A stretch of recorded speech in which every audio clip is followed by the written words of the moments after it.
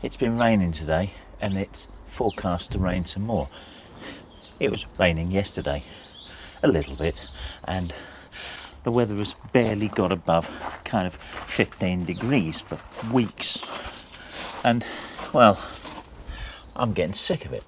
So I thought perhaps I'd do some work in here.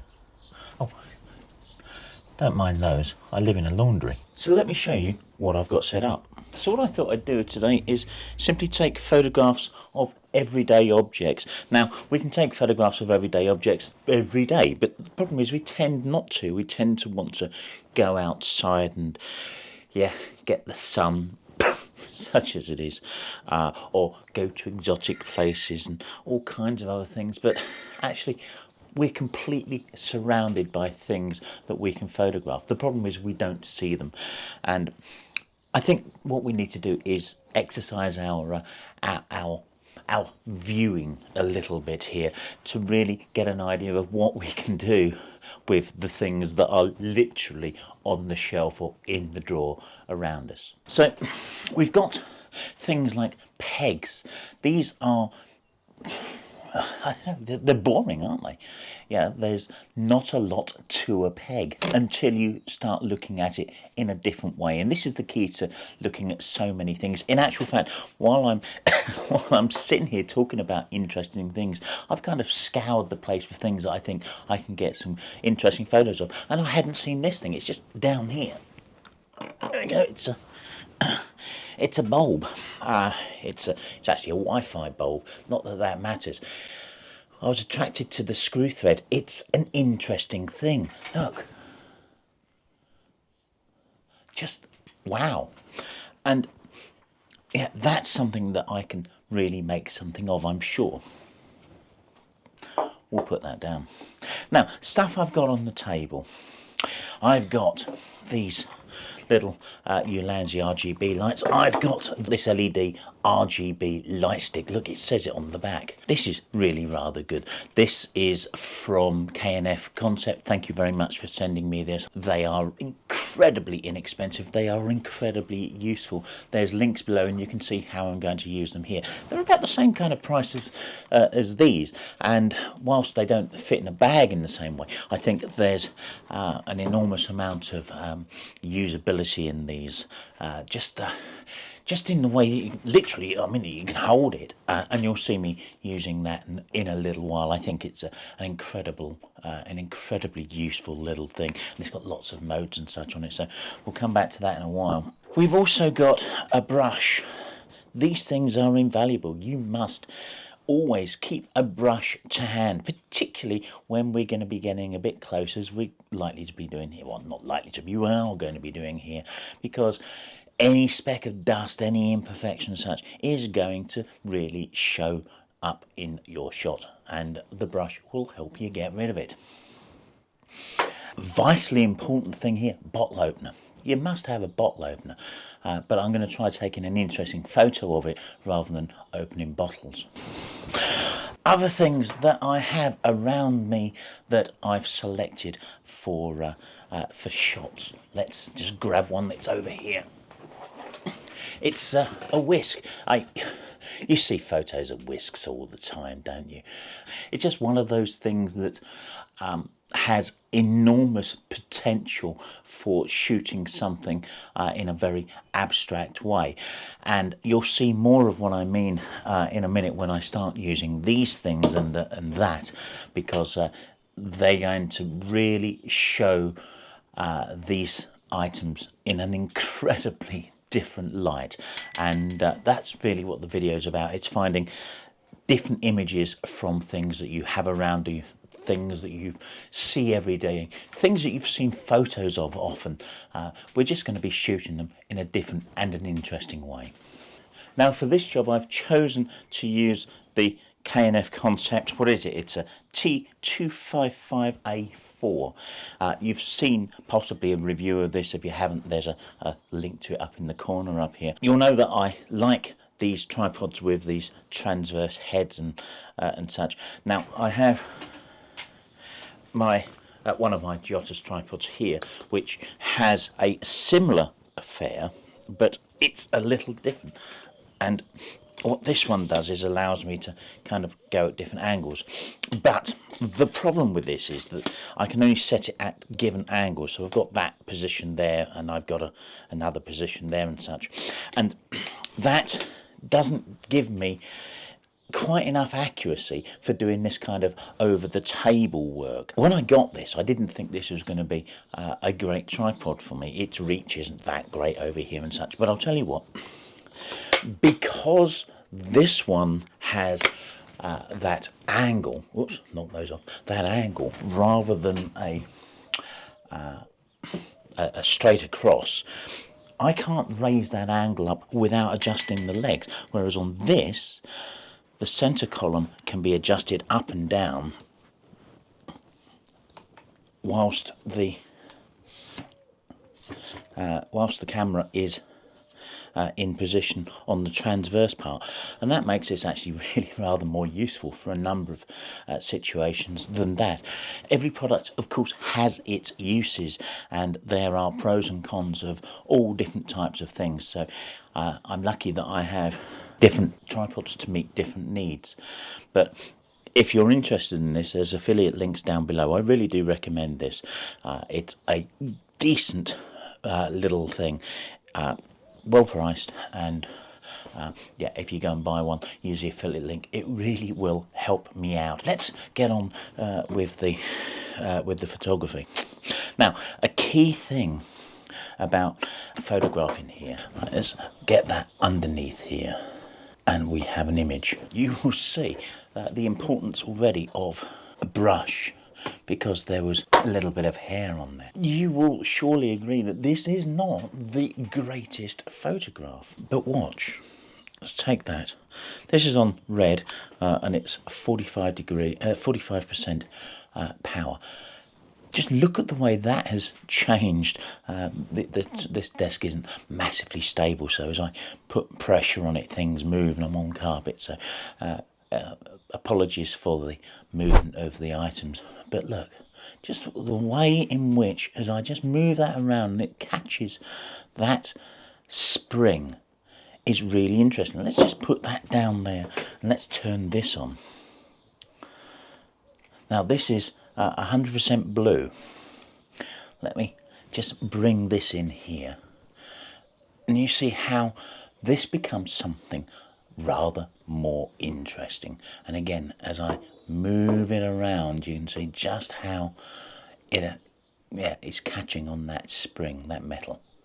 So you see, we're taking photographs of mundane, ordinary things and shooting them in an interesting way. Now, one of the things that's really rather important here is to obviously be able to get close. The entire premise of this photography is about getting close to something. Now, you can get close with mobile phones, but perhaps not close enough. You may have to crop in a little bit more.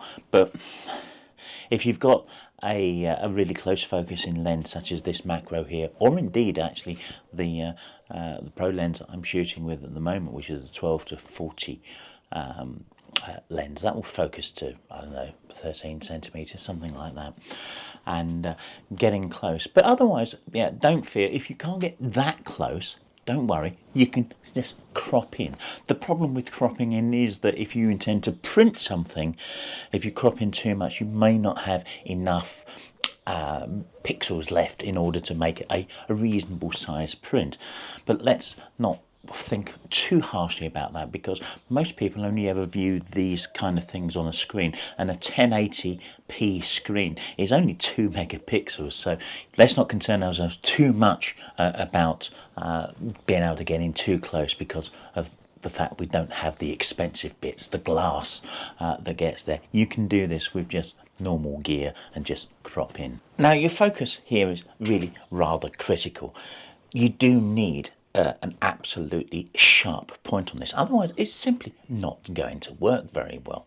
But don't worry about depth of field. In actual fact, get a really shallow depth of field, because if you make this too sharp throughout, all you're going to end up doing is kind of missing the point of the photography. So much of what we want to achieve here is to get a really kind of shallow depth of field, so that the rest of the object is more kind of notional. And in relation to the peg, then pretty much you probably work out what it is that that we're shooting. If you just saw one of these shots, you probably work it out what it is.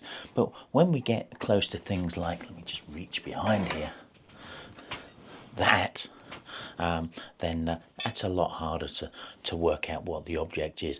Not that not that this is a guessing game as such.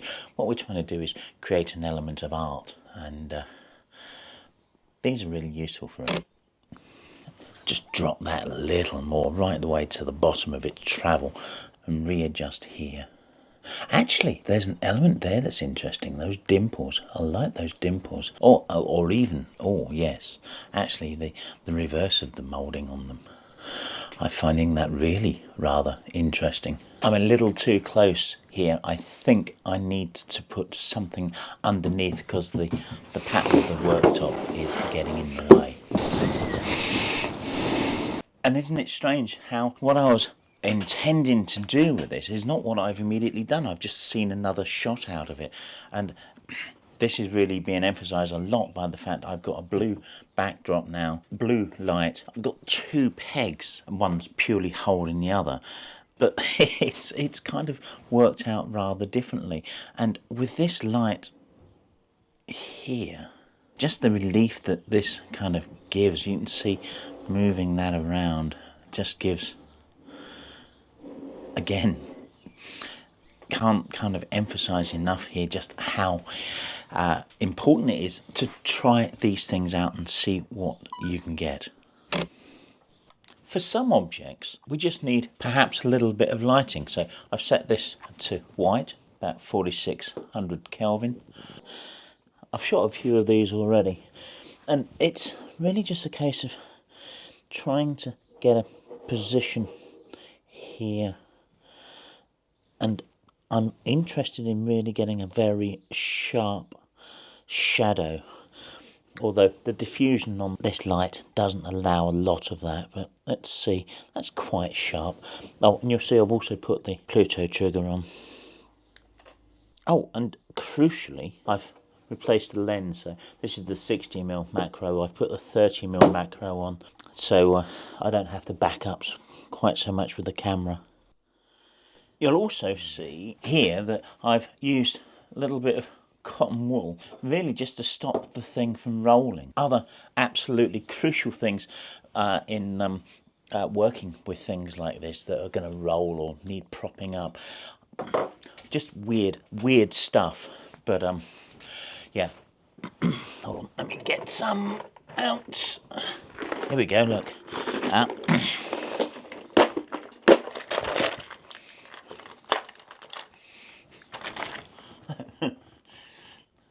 Lego. It's the perfect solution for a lot of these things. The great thing with Lego is you can just build it up as much as you kind of need. So you can get good heights with it, or lows, and you can kind of build it in steps if you needed to as well. So, you know, you don't need me to tell you how Lego works. Really useful. I'll tell you something else as well. Blue tack, bubble gum if you've got it. So I've swapped the lens again back to the 60mm, and we're going to have a go with the whisk. Now I feel that I'm a little bit too far away from this, because what I really want to achieve here is more of this being out of focus. So I'm going to drop the column a bit. When we're playing at these levels, you know, we don't have to move things an awful lot to really increase our depth of field. So if we now work with a couple of coloured lights, one of the interesting things already is you can see that I've put on a red light. It's changed so dramatically the blue background, and you can see the effect of me just moving this in the background here. You can see how we've got some lovely yellow highlights on a couple of edges of it here. And if I bring in this blue light here to catch some of the inside edges, we've got something really quite interesting. You can see how that just kind of moves around and changes the way it interacts with things, and it's rather interesting. And there's not a lot here that's actually in focus. In actual fact, I would argue, oh, that's rather nice. Hold on, let me just shoot that.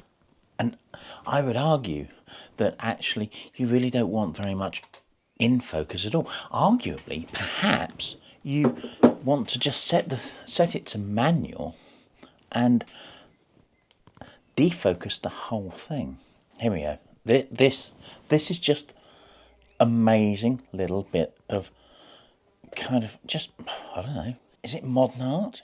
Wherever I put this light, I'm getting different shots out of it. And this creative process can go on and on. You can create shot after shot. But the other great thing, of course, is you can simply go into your favourite post-processing editing application and just change with the hue and the white balance, the temperatures, all of those curves and everything. You can change these colours there. It's quite astonishing just how much we can achieve by totally defocusing our lens and just playing with these lights. Let's bring in another light. Here we go. Let's turn this on. Let's give it a third colour. So much of this stuff is just experimentation. It's whether you find something sharp and in focus pleasing, or whether it's just a kind of blend of colours in kind of weird ways as we've kind of getting here. Let's put this on video and you can see just again how these interact, the way in which I'm kind of just turning this around. If I move a light, you can see the impact that has. If it works for you, it works for you. If it doesn't, well, twist it again. Hey, look at that. I mean, that could be a piece of wire. It could be absolutely anything. There's nobody out there that's likely to turn around and say, hey, that's a whisk. But it's a whisk.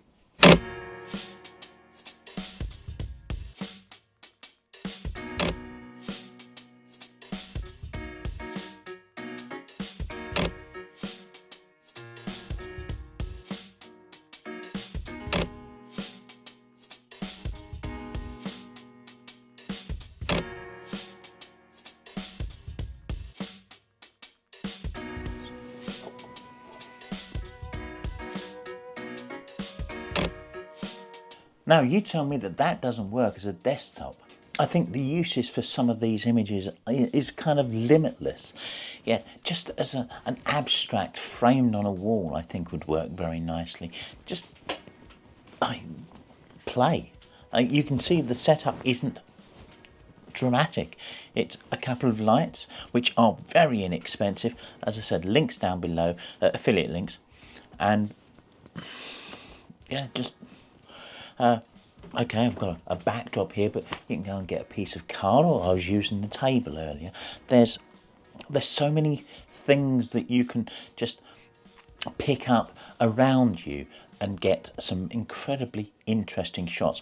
And as you saw with the bulb, you don't need RGB lights. I didn't actually use a great deal of light on it. I did shoot one or two without these as well, which work just as well. I only use those in order to get a crisper shadow. Your opportunities are there. There's just loads and loads of them, and the setup isn't horrendous. You can do this when it's dark outside, although it's not now, but it has been raining and been very, very unpleasant.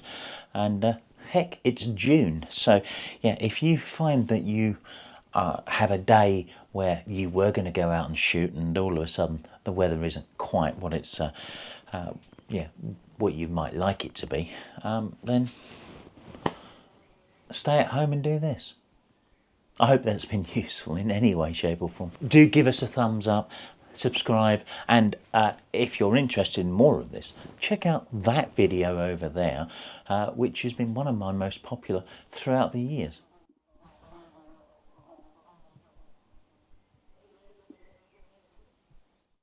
There's a fly around here, it's really annoying me.